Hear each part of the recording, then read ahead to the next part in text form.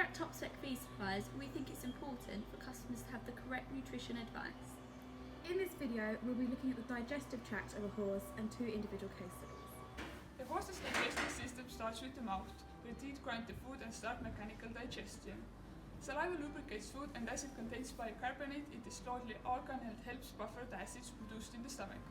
From the mouth, the food moves through the esophagus to the stomach through the cardiac sphincter, which is a small ring muscle that prevents food from passing backwards, and as a result, horses cannot belch or vomit. The stomach has 2 regions, the esophageal and glandular region, which itself is divided into fundic and pyloric regions. The fundic mucosa secretes hydrochloric acid and pepsin. Fermentation, primarily yielding lactic acid, occurs in the esophageal and fundic regions of the stomach. The small intestine is about 21 to 25 meters long and has 3 parts, the duodenum, jejunum, and ileum. Some digesta passes into the duodenum shortly after eating starts when fresh ingesta enters the stomach. Expulsion into the duodenum is arrested as soon as feeding stops. Much of the digesta moves through the small intestine at a rate of nearly 30 centimeters per minute. The material leaving the small intestine consists of fibrous feed residues, undigested feed starch and protein, microorganisms, intestinal secretion, and cell debris. The cecum is about 1 meter long and can contain 25 to 35 liters. The large colon is about 3 to 4 meters long and has the capacity double of the cecum. It has 4 parts, the right and left ventral colon and the left and right dorsal colon. The 4 parts are connected by bends known as flexures, the sternal, pelvic, and diaphragmatic. Digestion in the cecum and ventral column depends almost entirely on their bacteria and ciliate protozoa. In contrast to the small intestine, the walls of the large intestine contain only mucus-secreting cells, which means they provide no digestive enzymes. During fermentation, fiber is broken down to release volatile fatty acids. These are absorbed through the bloodstream to keep an environment suitable for microbial growth. During their growth, the microorganisms synthesize dietary essential amino acids. The largest proportion of water is absorbed through the lumen of the cecum. A lot of the water is also absorbed throughout the large intestine. The small colon is about 3 meters long and lies intermingled with the jejunum and can move quite freely, which makes it susceptible to twisting. The walls of the small and large intestine contain longitudinal and circular muscle fibers, which are essential for peristalsis. Contractions then move the digesta in the direction of the anus and allow thorough admixture with digestive juices. They also bathe the absorptive surfaces with the products of digestion. Rectum is about 30 centimeters long. Fecal balls are formed here and in a healthy horse contain about 60% water. They are excreted through the anus. Here we have Delilah, who is a 16-hand British warm blood broodmare at the age of 10. She is due to be sent off to stud in April and is in no work at the moment. October last year she had a foal that was weaned off, but I'm going to discuss as if she had a foal at foot, as I feel this would be more beneficial for you. First, we have to take a look at what nutritional requirements that this mare and foal will need. A lactating mare requires protein, energy, vitamins and minerals. A foal can start to creep feed at 10 to 21 days old, and the main requirements are protein, calcium and phosphorus. A lactating mare in her first 3 months requires around 125 grams of crude protein and 4.5 of calcium and 3 grams of phosphorus. Protein is needed for the maintenance of the body, and calcium and phosphorus is to provide strength to the skeletal frame. The source of fibre that this mare has given is ad-lib haylage. This is because the dry matter of the haylage is around 50 to 75%. She has limited turnout, which is around 3 to 5 hours a day of grazing, but this only covers her basic requirements. So therefore we have to look at supporting her with additional feed.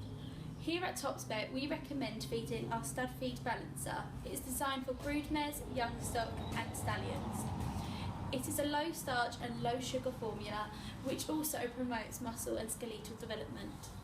In broodmares, it promotes good milk and cholesterol levels and quality, as well as keeping good body condition whilst the mare is lactating.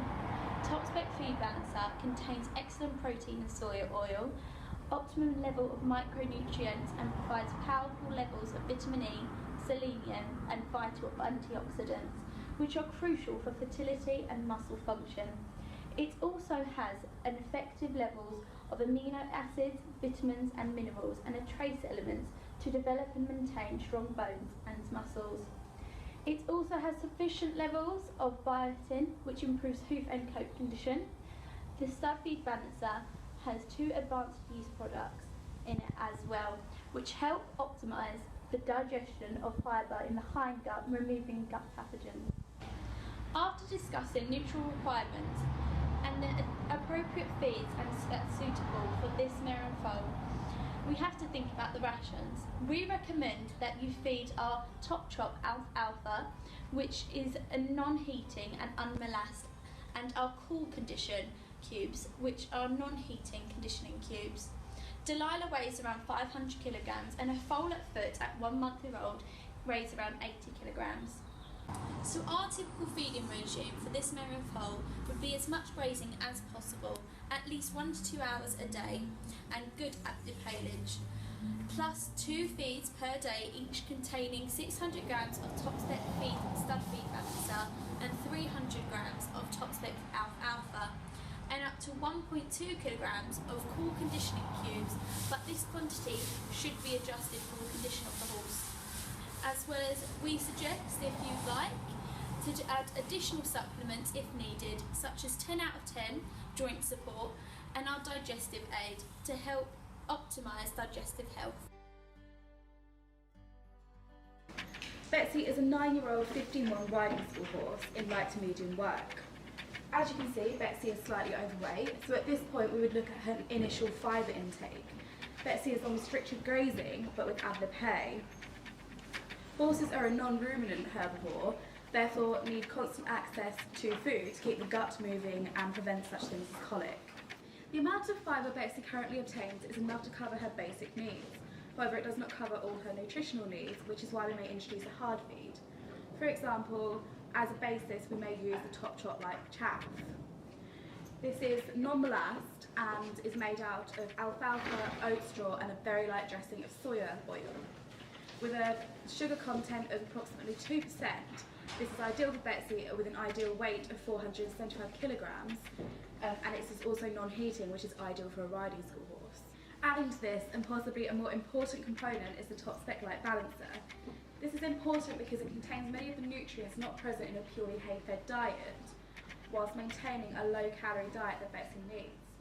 For example, vitamins A, C, E, K and B are all present in the TopSpec Light Balancer and are used for growth, tissue maintenance and body function. This feed also has a low calorie count with a sugar level of only approximately 3% and a starch level of only approximately 6.5%. This means that little excess energy will be converted into unnecessary weight gain. These feeds, if fed in moderation, will assist and aid in the correct nutrition of the horse. The rations fed are in relation to the ideal weight of Betsy. For example, with an ideal weight of 475 kilograms, the TopSpec Light will be fed at approximately 300 grams in one feed per day, whereas the TopSpec Balancer, because it has more nutrients in it, will be fed at 475 grams per day in one feed. Because of the overall good condition of Betsy, there does not need to be any supplements added to her feed. However, if heavy sweating occurs due to the fact that she's a riding school horse, then a tablespoon of salt can be added to her feed for 2 days after heavy sweating occurs. Water should also be added to her feed to prevent choke. Oats are a very common ingredient used for energy. They are digested in the small intestine by enzymatic degradation of starch, fat and protein. Also in the small intestine is where essential amino acids are absorbed, such as lysine, which is found in oats. Lysine is very important for improving protein availability in grass and hay-based diets, but also to improve tissue repair. Amylase is responsible for beginning the breakdown process of starch, which is 60% of the oat's dry weight. Oats also contain a 3 to 11% lipid content, which most of these are unsaturated fatty acids. These play a role in maintaining the immune system, but also maintaining the central nervous system. Oats also contain a high content of vitamin E, protein, manganese and phosphorus. Vitamin E is an antioxidant, but can also be used as a post-anti-inflammatory, but must be given in high levels. These are very important as horses cannot make it themselves. Linseed is the seed of the flax plant and has a high digestible energy of 20 megajoules. It must be cooked or soaked prior to feeding, as it also contains hydrocyanic acid. It also contains mucilage, which is available to the microflora in the gut but cannot be digested by the small intestine enzymes.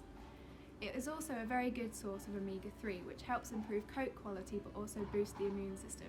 It also contains manganese, zinc and selenium, which help also the immune system but also improve joint health. Sugar beet has a lower digestible energy than that of linseed of about 10 megajoules. It must also be fed soaked. It has a crude protein content of about 8.2 to 10.5%. The sugar is rapidly digested in the small intestine for a fast energy source, but the highly digestible fibre is fermented in the hindgut for 2 to 3 days. It is rich in sodium, potassium and calcium. There is high absorption for calcium in the small intestine, as this plays a key role in the maintenance of calcium homeostasis. This ensures that there is sufficient calcium levels in the horse's body to prevent side effects. Potassium is also one of the major macro minerals that your horse needs, as this helps maintain the acid-base balance and also the osmotic balance in your horse's cells. Soybean meal is a superior source of protein in horses due to its excellent amino acid profile.